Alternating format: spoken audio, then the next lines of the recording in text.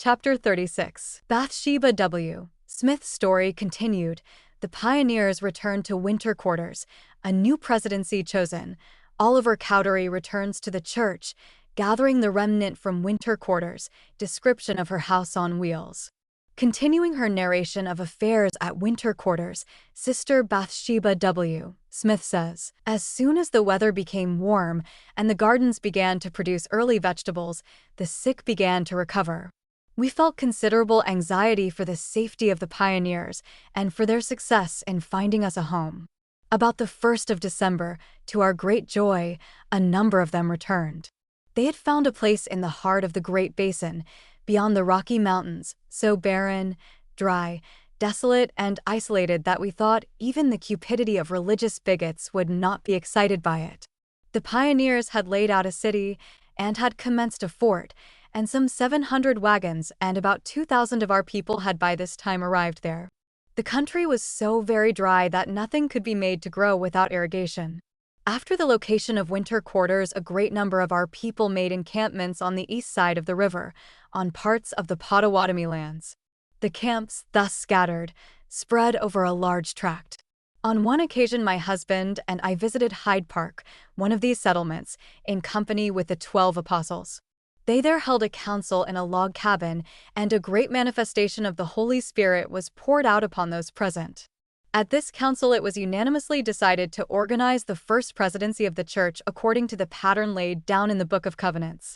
Soon after, a general conference was held in the log tabernacle at Canesville, now Council Bluffs, at which the saints acknowledged Brigham Young, president of the church, and Heber C.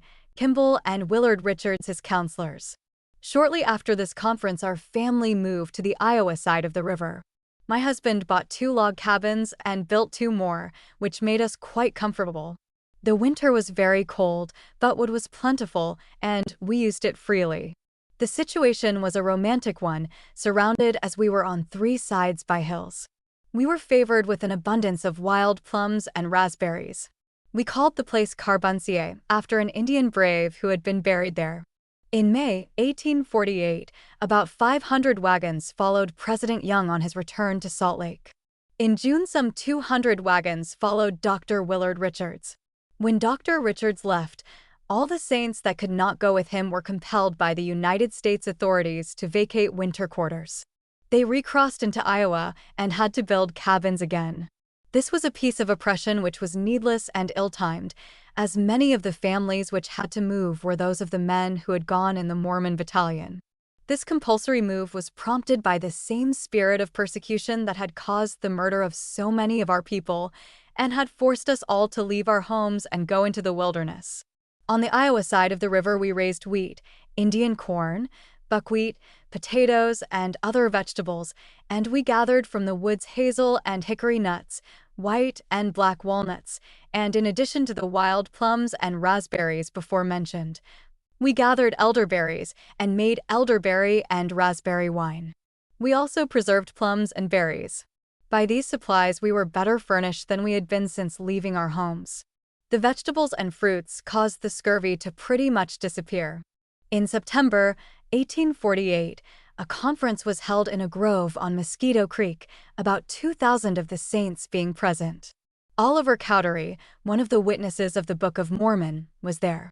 He had been 10 years away from the church and had become a lawyer of some prominence in northern Ohio and Wisconsin. At this conference I heard him bear his testimony to the truth of the Book of Mormon in the same manner as is recorded in the testimony of the 3 witnesses in that book. In May 1849, about 400 wagons were organized and started west. In the latter part of June following, our family left our encampment. We started on our journey to the valley in a company of 218 wagons. These were organized into 3 companies, which were subdivided into companies of 10, each company properly officered. Each company also had its blacksmith and wagon maker, equipped with proper tools for attending to their work of setting tires, shoeing animals, and repairing wagons. 24 of the wagons of our company belonged to the Welch Saints, who had been led from Wales by Elder Dan Jones. They did not understand driving oxen. It was very amusing to see them yoke their cattle, Two would have an animal by the horns, one by the tail, and one or two others would do their best to put on the yoke, whilst the apparently astonished ox, not at all enlightened by the guttural sounds of the Welsh tongue, seemed perfectly at a loss what to do, or to know what was wanted of him. But these saints amply made up for their lack of skill in driving cattle by their excellent singing, which afforded us great assistance in our public meetings and helped to enliven our evenings. On this journey, my wagon was provided with projections of about 8 inches wide on each side of the top of the box.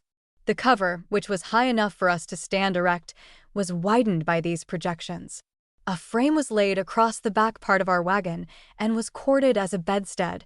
This made our sleeping very comfortable. Under our beds we stowed our heaviest articles. We had a door in one side of the wagon cover and on the opposite side a window. A stepladder was used to ascend to our door, which was between the wheels.